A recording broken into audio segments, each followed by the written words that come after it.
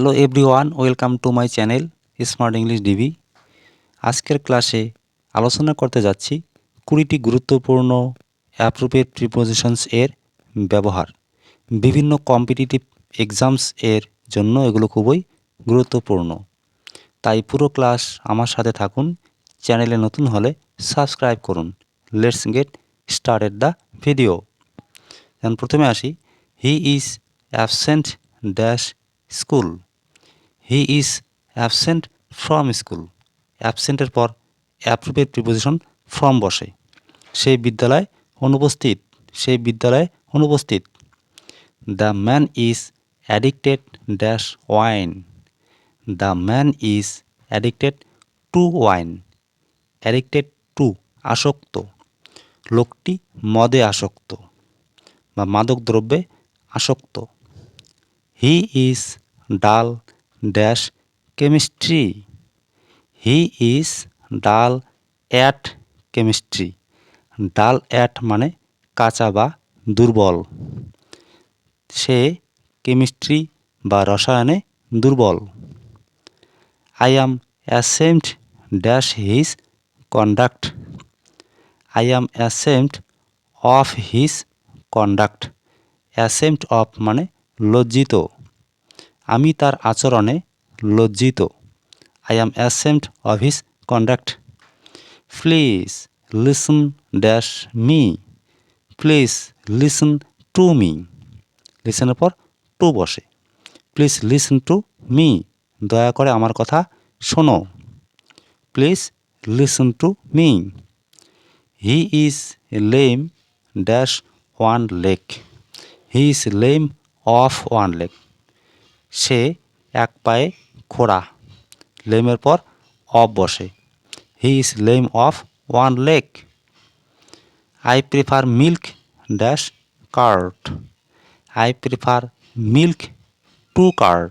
কারণ প্রিফারের পর প্রিপোজিশন টু বসে। I prefer milk to curd. আমি দইয়ের চেয়ে দুধ বেশি পছন্দ করি। He died dash cancer. He died of cancer. তিনি ক্যান্সারে মারা গিয়েছিলেন। কোনো রোগে মারা যাওয়ার ক্ষেত্রে আমরা রোগের আগে প্রিপোজিশন অফ ব্যবহার করি। He died of cancer. I am capable dash doing this work. I am capable of doing this work. আমি এই কাজটি করতে সক্ষম। I am capable of doing this work. The boy came dash a rich family. The boy came of a rich family. এটা একটা phrasal verb. Come of মানে জন্মগ্রহণ করা। He deals dash cosmetics. He deals in cosmetics. Deal in মানে ব্যবসা করা। তাহলে হি deals in cosmetics. তিনি কসমেটিকের ব্যবসা করেন। He is suffering dash fever. সাফারের পর প্রিপোজিশন ফ্রম বসে। He is suffering from fever. তিনি জ্বরে ভুগছেন। He is suffering from fever. She is different dash others. She is different from others. তিনি অন্যদের থেকে আলাদা বা পৃথক। She is different from others. They are deprived dash proper education.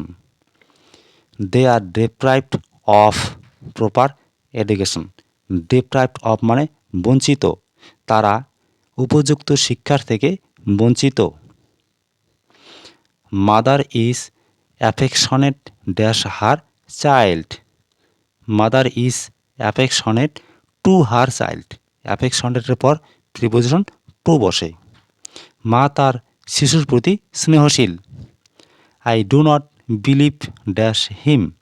Believe in বসে প্রিপোজিশন বিলিভের পর। I don't believe in him. আমি তাকে বিশ্বাস করি না। তাহলে আই ডু নট বা আই ডোন্ট বলতে পারো believe in him. He deals well dash him. Deal with মানে ব্যবহার করা। তাহলে হি ডিলস ওয়েল উইথ দেম। তিনি তাদের সাথে ভালো ব্যবহার করেন। The bucket is full dash water, full of water. The bucket is full of water, full of মানে পূর্ণ, জলপূর্ণ এখানে। The bucket is full of water, বালতিটি জলপূর্ণ বা জল ভর্তি। This house belongs dash him, this house belongs to him. তো বিলংসের পর two বসে, এই বাড়িটি তার অধীনে বা তার দখলে। She is engaged dash him, she is engaged to হিম, তিনি তার সাথে বিবাহ বন্ধনে আবদ্ধ বা বাগদত্তা হয়ে গেছে।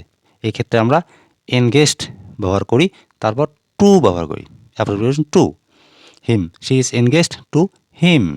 আশা করি আপনারা পুরো ক্লাস ভালোভাবে বুঝতে পেরেছেন। আর ভিডিওটি যদি ভালো লেগে থাকে তাহলে লাইক, শেয়ার, কমেন্ট এবং চ্যানেলে নতুন হলে চ্যানেলটি সাবস্ক্রাইব করুন। Thanks for watching.